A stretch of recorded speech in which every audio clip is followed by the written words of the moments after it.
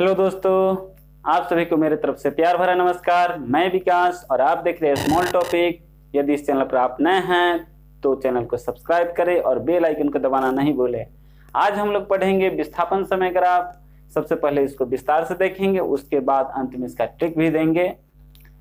तो चलिए देखते हैं ग्राफ का पहला टाइप। देखिए, सबसे पहले एक अक्ष खींचते हैं। अक्ष जो है यह एक्स अक्ष हो गया और क्या है, वाई अक्ष हो गया। अब एक्स अक्ष को यहाँ समय मान लिया, समय का अक्ष है, और इसको जो है वाई अक्ष जो है उसको विस्थापन का अक्ष मान लिए हैं। अब यहाँ देख रहे हैं कि यहाँ क्या है, यहाँ से शुरू हुआ तो यहाँ क्या है, जीरो है। यहाँ से जीरो, विस्थापन भी, यहाँ जीरो सेकेंड भी है, समय भी जीरो और विस्थापन भी जीरो। इधर से बढ़ते हैं तो समय को दर्शाया गया है, तो यहाँ 1 सेकेंड, 2 सेकेंड, 3 सेकेंड इस तरह से है। और इधर बढ़ते हैं विस्थापन की तरफ तो 10 मीटर, 20 मीटर, 30 मीटर इस तरह से बढ़ रहा है विस्थापन। अब हम देखते हैं कि इसमें एक ग्राफ खींचा गया है। यह एक ग्राफ है, खींचा गया है, जो कि अब इसमें देखते हैं कि देखिए यहाँ क्या है। जब 0 सेकेंड था, कितना था, 0 सेकेंड था, तो वस्तु की कितना दूरी तय किए हुए है। सबसे पहले 30 मीटर से ही मतलब चलना शुरू किया है। जब 0 सेकेंड था तो वस्तु 30 मीटर पर था, 30 मीटर पर था। अब समय बढ़ गया, 1 सेकेंड पर चल गए, फिर भी कितना है, 30 मीटर पर है। 2 सेकेंड हो गया, फिर भी कितना है यहाँ, मतलब 30 मीटर पर है। 3 सेकेंड बाद भी 30 मीटर की ही विस्थापन पर है। तो यहाँ देख रहे हैं कि समय में तो परिवर्तन हो रहा है, लेकिन इसके विस्थापन में कोई परिवर्तन नहीं हो रहा है। अतः यह कह सकते हैं कि वस्तु किस अवस्था में है, विरामावस्था में, क्योंकि समय के साथ वस्तु में कोई परिवर्तन नहीं हो रहा, जहां का तहां है एकदम। तो वस्तु किस अवस्था में है, विरामावस्था में है। यहाँ देख लेते वस्तु विरामावस्था में, किस अवस्था में, विरामावस्था। ठीक, तो यह जो होता है इसमें हो गया कि अगर समय अक्ष के समानांतर, समय अक्ष के समानांतर कोई भी ग्राफ खींच दिया जाए, समय अक्ष के समानांतर और कोई भी ग्राफ खींच दिया जाए तो वस्तु किस अवस्था में होता है, विरामावस्था में। यह ग्राफ कहीं भी हो सकता है। मान लीजिए कि यहाँ भी अगर ग्राफ खींच दिया जाए इस तरह से समय अक्ष के समानांतर, तो वो भी, यह भी क्या होगा, विरामावस्था में। कहीं भी हो सकता है, यहाँ भी हो सकता है, इस पर भी हो सकता है, इस संपाती हो सकता है। तो चलिए दूसरे ग्राफ की ओर चलते हैं। दूसरा ग्राफ क्या है, देखिए यहाँ सबसे पहले क्या है, एक्स अक्ष है, क्या है, वाई अक्ष है। तो इसको समय का अक्ष मान लिए हैं, इसको विस्थापन का अक्ष मान लिए हैं। इसमें एक ग्राफ खींचा गया है। सबसे पहले देखते हैं कि यहाँ पर क्या है, यहाँ पर शून्य है। शून्य है कहने का मतलब क्या है, यहाँ पर विस्थापन भी शून्य है और इधर से यहाँ समय भी शून्य है, इधर से यह विस्थापन भी शून्य है। अब अगर यहाँ से हम इधर की ओर बढ़ते हैं, यहाँ से इधर की ओर बढ़ते हैं तो क्या होगा, विस्थापन बढ़ेगा, विस्थापन का मान बढ़ेगा। और यहाँ से अगर यहाँ से हम इधर की ओर बढ़ते हैं तो समय का मान बढ़ता है, बढ़ेगा। अब देख रहे हैं कि इस ग्राफ में देखते हैं कि यहाँ पर, यहाँ से जब ऊपर की ओर बढ़ रहे हैं तो विस्थापन तो बढ़ रहा है, लेकिन यहाँ देख रहे हैं कि यहाँ से इधर जो है ग्राफ नहीं बढ़ रहा है। यानी कि यहाँ से इधर ग्राफ नहीं बढ़ रहा है, तो यानी कि समय नहीं बढ़ रहा है। तो समय यहाँ 3 सेकेंड का 3 सेकेंड है ना, और विस्थापन जो है बढ़ रहा है। अच्छा, आप बताइए कि ऐसा कोई भी वस्तु है जिसको कोई भी काम या कोई भी यात्रा तय करने में समय न लगता हो। हर वस्तु, समय तो हर समय चलते ही रहता है, तो हर यात्रा करने में या हर काम करने में समय तो लगता ही है। तो यह क्या, असंभव ग्राफ हो गया, क्योंकि विस्थापन बढ़ रहा है, समय नहीं बढ़ रहा है। तो यहाँ क्या हो जाएगा, यह असंभव ग्राफ, असंभव ग्राफ हो जाएगा। अब यह देखिए कि यह ग्राफ जो है कहीं भी हो सकता है। मान लीजिए कि यहाँ भी खींच दिया जाए, यहाँ भी खींच दिया जाए, या कहीं भी खींच दिया, या इसी पर क्यों ना खींच दिया जाए, तो भी यह भी क्या हो जाएगा, असंभव ग्राफ हो जाएगा। असंभव ग्राफ तब होगा जब यह विस्थापन अक्ष के समानांतर है।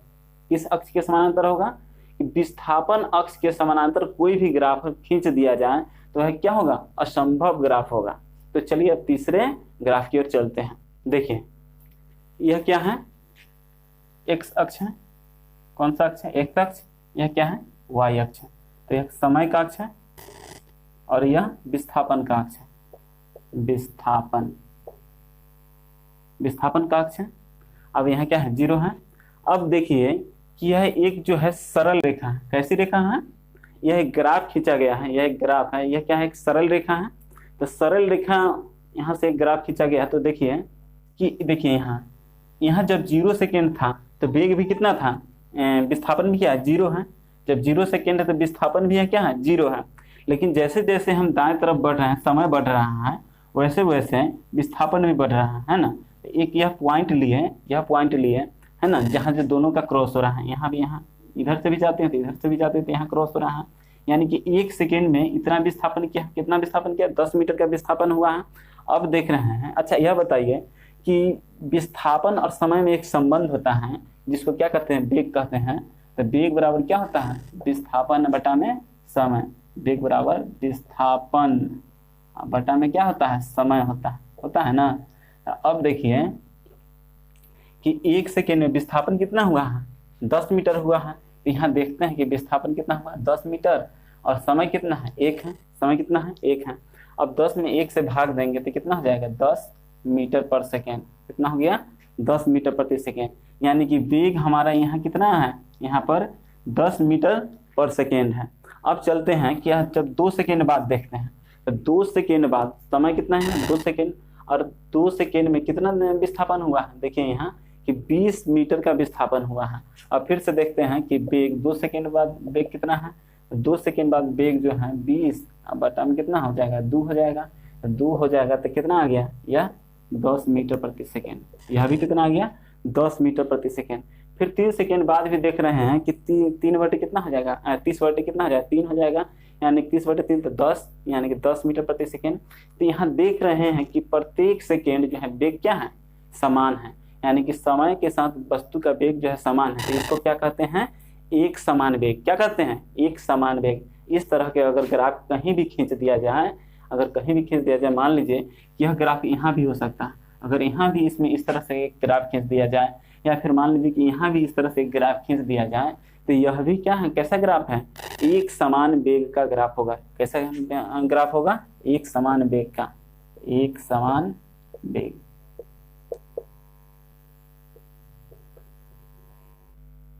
तो चलिए तीसरे ग्राफ का कुछ शेष भाग देखते हैं। इस ग्राफ में यह क्या है, एक्स अक्ष है, वाई अक्ष है, यह समय का अक्ष है, विस्थापन का अक्ष। इस ग्राफ में यहाँ देखिए कि एक ग्राफ खींचा गया है, क्या है, एम ग्राफ खींचा गया है। एक दूसरा ग्राफ यहाँ से एन ग्राफ खींच दिया गया है, और एक तीसरा ग्राफ जो है पी ग्राफ खींच दिया गया है। अब देखिए यह इसमें सब तो है एक समान वेग को ही दर्शा रहा है, सभी ग्राफ जो है एक समान वेग को ही दर्शा रहा है। लेकिन यहाँ क्वेश्चन आपसे यह कर दिया जाए कि किस ग्राफ का वेग सबसे अधिक है या सबसे कम है, तो आप कैसे बताएंगे। देखिए सबसे पहले यहाँ हम देखते हैं कि यह सोचना है कि किस ग्राफ का जो है ढाल, किस ग्राफ का ढाल सबसे अधिक है, अर्थात कहिए कि स्लोप किससे अधिक है, या इसी को प्रवणता भी कहते हैं, प्रवणता। किस ग्राफ का प्रवणता जो है सबसे अधिक है। तो यहाँ हम देख रहे हैं कि इस ग्राफ का जो ढाल सबसे कम है, इस ग्राफ का ढाल सबसे कम है ना। उससे ज्यादा किस ग्राफ का है, इस ग्राफ का ढाल है, इस ग्राफ का ढाल है। उससे भी ज्यादा किस ग्राफ का है, इस ग्राफ का ढाल है। सबसे कम एम ग्राफ का ढाल है, उससे ज्यादा क्या है, एन ग्राफ का ढाल है, और सबसे ज्यादा पी ग्राफ का ढाल है। यानी कि सबसे ज्यादा वेग किसका होगा, पी का होगा, उससे कम एन का, उससे कम एम का। इस यहाँ जो है दूसरा और भी इसका तरीका है कैसे पता करें। तो यहाँ से देखते हैं, अगर कोण माप दे, अगर इसको हम θ1 मान ले, इसको θ2 मान ले, ठीक ना, इसको θ3 मान लेते हैं। तो यहाँ देखिए कि एम ग्राफ का जो यहाँ कोण जो है Q1 है, यहाँ देखिए कि एन ग्राफ का जो है कोण क्या है, Q2 है, और पी ग्राफ का कोण क्या है, Q3 है। तो जिस ग्राफ का कोण जो है सबसे अधिक होगा, वेग उसी का सबसे अधिक होगा। तो चलिए अब चौथे ग्राफ की ओर चलते हैं। देखिए चौथा ग्राफ में क्या है, हालांकि यह क्या है, एक्स अक्ष है, वाई अक्ष है, यानी कि यह समय का अक्ष है, और क्या है, विस्थापन का अक्ष है, विस्थापन का अक्ष है। तो देखिए कि एक इसमें एक ग्राफ खींचा गया है, यह ग्राफ है ना, इस तरह का ग्राफ खींचा गया है। इस ग्राफ का क्या मतलब देखते हैं। यहाँ तो देखिए कि यह तो जीरो विस्थापन से चलना शुरू किया है, उसके बाद समय के साथ जो है इस तरह से ग्राफ चल रहा है। तो यहाँ देखते हैं जब समय 1 सेकेंड बीत जाता है तो जो है विस्थापन कितना होता है, लगभग यहाँ लिख दिए 6, लिख दिए 6 विस्थापन है, लगभग 6 मीटर। तो यहाँ देखते हैं एक विस्थापन और समय में अभी एक रिलेशन बताए हैं, क्या है, वेग है। वेग बराबर क्या होता है, विस्थापन बटे समय। वेग बराबर विस्थापन बटा में क्या हो जाएगा, समय। वेग बराबर विस्थापन बटा में समय होगा। तो यहाँ देखते हैं कि वेग कितना हो जाएगा, यहाँ वेग है कितना 6 मीटर और समय कितना है 1 सेकेंड। तो वेग यहाँ देख रहे हैं कि 6 मीटर है और समय है इतना, तो वेग कितना हो जाएगा 6 मीटर प्रति सेकेंड हो जाएगा। दूसरा देखते हैं कि यहाँ जब 2 सेकेंड बाद वस्तु का विस्थापन कितना है, देखिए यहाँ लगभग कितना है 14 मीटर है। तो 14 मीटर है जब विस्थापन, 14 मीटर विस्थापन, आज समय कितना है 2 सेकेंड। तो यहाँ लगभग 2 से भाग देते कितना है 7, यानी कि 7 मीटर प्रति सेकेंड। यहाँ देखिए कि पहले कितना था, 1 सेकेंड बाद वस्तु का वेग कितना था 6 मीटर प्रति सेकेंड, लेकिन यही देख रहे हैं कि 2 सेकेंड बाद वस्तु का वेग कितना हो गया 7 मीटर प्रति सेकेंड। 3 सेकेंड बाद देखते हैं तो देखिए यहाँ वेग अगर 3 सेकेंड बाद देखते हैं तो कितना है, यहाँ देखिए कि 3 सेकेंड बाद लगभग कितना है 24 मीटर, वेग कितना है 24 मीटर, समय कितना है विस्थापन कितना 24 मीटर और समय कितना है 3 सेकेंड। तो वेग कितना आ जाएगा, वेग आ जाएगा 8 मीटर प्रति सेकेंड। वेग कितना हो गया 8 मीटर प्रति सेकेंड। तो हम यहाँ देख रहे हैं समय के साथ वस्तु का जो है वेग जो है धीरे धीरे क्या हो रहा है, बढ़ रहा है ना। पहले 6 मीटर प्रति सेकेंड, उसके साथ उसके बाद 8 हो गया है। तो इस ग्राफ के लिए हम लोग कह सकते हैं कि इस ग्राफ में समय के साथ जब वस्तु का वेग बढ़ता जा रहा है, समय के साथ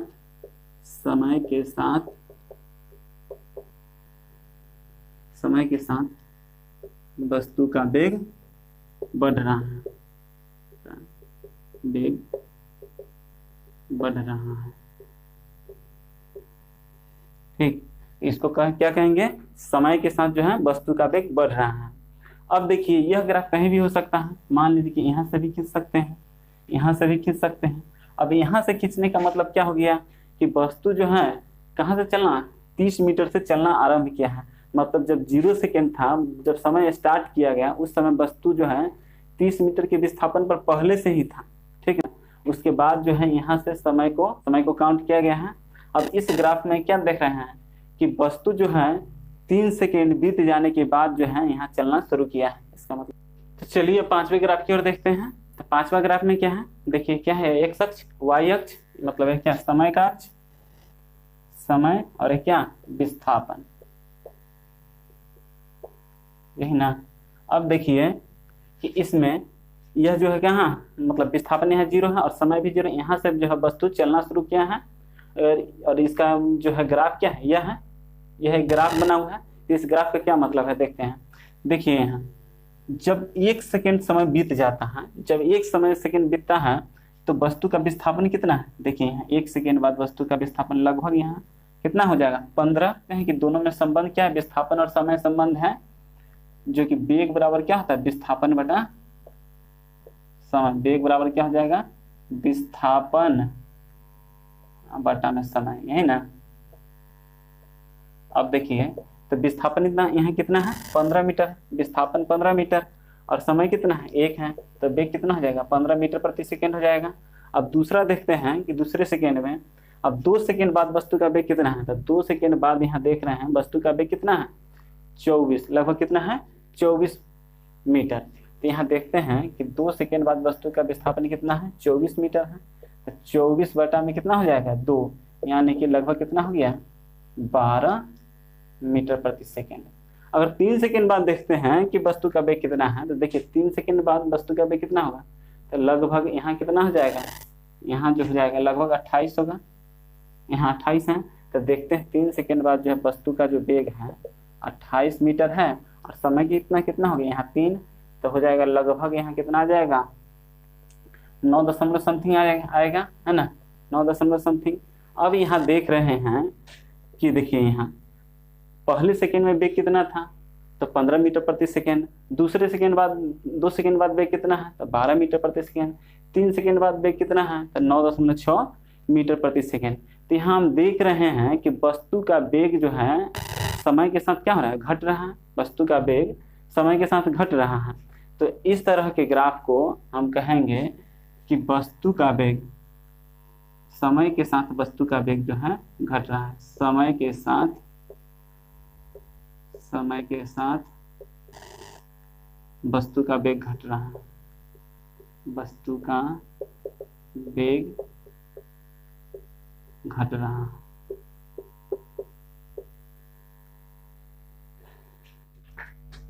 तो चलिए अब इसको ट्रिक से देखते हैं कि आसानी से कैसे याद किया जाए। यह क्या है, एक विस्थापन समय ग्राफ है।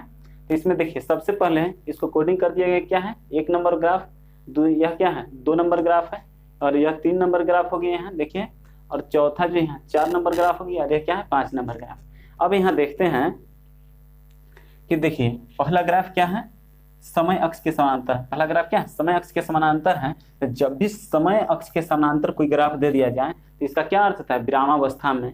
क्या होता है, विरामावस्था में। अब दूसरा देखिए, दूसरा ग्राफ क्या है कि यह क्या है, विस्थापन अक्ष के समानांतर है। दूसरा ग्राफ क्या है, विस्थापन अक्ष के समानांतर। तो जब भी कोई ग्राफ विस्थापन अक्ष के समानांतर होगा तो वह क्या होगा, असंभव ग्राफ होगा। अब तीसरा ग्राफ देखते हैं। तीसरा ग्राफ कि देखिए एक सरल रेखा है जो कि तिरछी रेखा है। अब यहाँ देखिए कि जब भी इस तरह की कोई तिरछी रेखा दे दिया जाए, सरल रेखा इस तरह से दे दिया जाए, तो इस तरह का ग्राफ क्या होता है, एक समान वेग होता है। क्या होता है, एक समान वेग का होता है। अब देखिए कि चौथा ग्राफ में यहाँ देखिए कि चौथा ग्राफ यहाँ से तो इस तरह से शुरू हुआ है, उसके बाद नीचे की तरफ आ रहा है, नीचे की तरफ आ रहा है धीरे धीरे। तो इस तरह का ग्राफ क्या हो जाता है, यहाँ मतलब जो है धीरे धीरे उठना शुरू किया, फिर वहां से है नीचे आ रहा है। या कोई भी ग्राफ यहाँ से भी अगर इस तरह से खींच देते तो ये क्या नीचे की तरफ आ रहा है, तो ये क्या हो जाएगा, घटता हुआ वेग। कैसा ग्राफ हो गया, घटता हुआ वेग। अब चौथा ग्राफ देख रहे हैं कि धीरे धीरे जो है यहाँ जो ऊपर की ओर बढ़ता जा रहा है, धीरे धीरे ऊपर की ओर बढ़ता जा रहा है। तो इस तरह का ग्राफ जब भी हो, और यह क्या है, वक्र रेखा, यह एक वक्र रेखा है ना, तो वक्र रेखा धीरे धीरे क्या है, ऊपर की ओर बढ़ते जा रहा है। तो इस तरह का ग्राफ क्या हो जाएगा, बढ़ता हुआ वेग। तो चलिए आज के लिए इतना ही। विस्थापन समय ग्राफ का क्लास खत्म हुआ। अगले क्लास में हम लेकर आएंगे वेग समय ग्राफ, उसको जो विस्तार से देखेंगे, और इसी तरह उसका भी अंत में जो है ट्रिक देखेंगे। यह क्लास आपको कैसा लगा कमेंट करें, यदि अच्छा लगे तो शेयर करें, सब्सक्राइब करें और बेल आइकन को दबाना नहीं भूलें।